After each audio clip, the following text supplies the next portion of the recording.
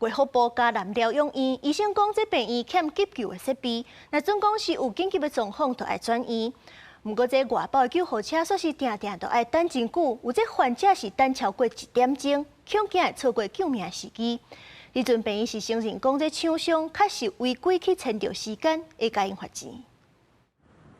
衛福部嘉南療養院最近爆出轉院簽到時間的爭議，病院內精神科主任在網絡指控，病院因為欠缺內外科緊急的設備，致使有時病患愛轉院，外包的救護車煞定咧拖煞，甚至捌等過1點鐘。毛東蘇卡119事後煞予衛生局關心，予醫護人員真不滿。代志發生在今年6、7月，一個因為血管互物件塌的外包救護車煞65分鐘才到位，另外一個昏迷病患等27分鐘，人就咧講，敢會牽延到救命的黃金時間。救護車又要及時去處理，不然如果發生什麼事情，誰能負擔這個責任？是不把人的人命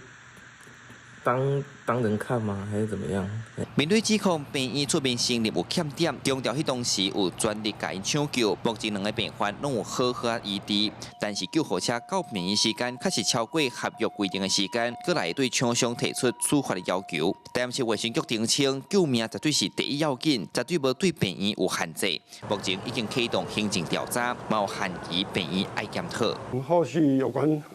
緊急外醫的這個處理流程。我們將會配合上級單位的這個調查哈，如果有任何的缺失，本院會虛心的接受，積極的改善。衛生局從未也絕不可能限制或懲處醫院撥打119，